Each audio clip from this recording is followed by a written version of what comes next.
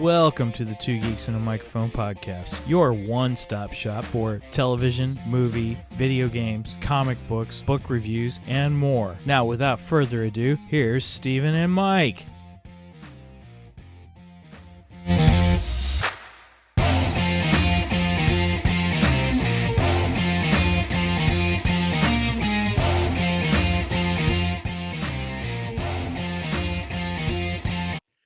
And hey, everybody, welcome to the Two Geeks and a Microphone podcast.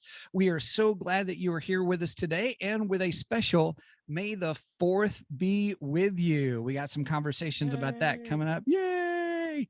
I am Stephen Boster along with my good buddy Michael Shanks, and we are here virtual coffee table today, and we have yet another awesome special guest with us today. Mike, would you like to introduce our guest for us? Oh my gosh, this is going to be really cool. So we've had one other Star Wars actor on the podcast, and today we're bringing a second one on.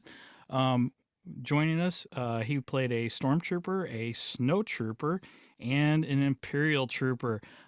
Please welcome Alan Flyng. Thank you, Alan. Hey, welcome. Yay.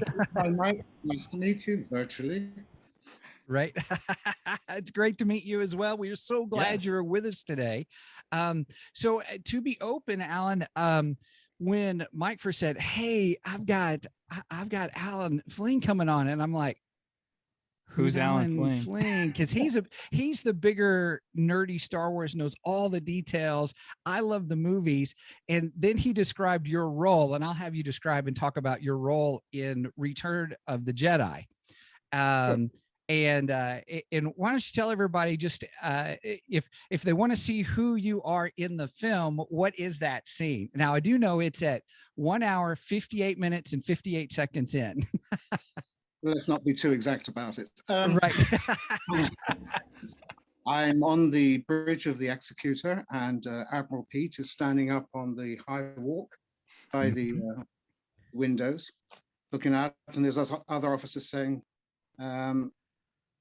whatever he's saying, but I interrupt them. I come out with this line. I suddenly wheel around. I'm down in the pit. I look up at Admiral Pete and I say, "Sir, we've lost our bridge deflector shields." And then the conversation follows on.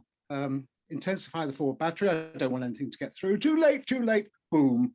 And then A-Wing comes smashing through the vitrine glass and everybody dies. So, Spoiler alert. Yeah. I kept on trying to tell everybody I must have dived into a some sort of life buoy or something, and I'd floated off into space so I could reappear some other time. So I knew nothing about this when I took on the role. I'll talk about that later if you like, because it was unexpected. I wasn't even supposed to be there for this. Now, were you you just in that film? No, I was in The Empire Strikes Back, first of all, which I was supposed to go in for a couple of days, which is what my agent told me he was sending me down for, because I was already appearing in 2 other films and I was in continuity in them. Therefore, I couldn't change my appearance. He said, "Well, you can go and do this because they put helmets on you and they won't see your face. So, it's easy money for a couple of days, just fill in this gap and I get my commission." 7.5 weeks later, I escaped the set finally.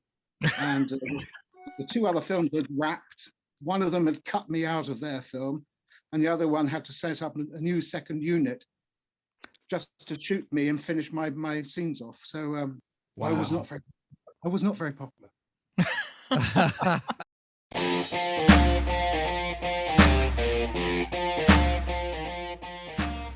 Thank you for joining us today on the Two Geeks and a Microphone podcast.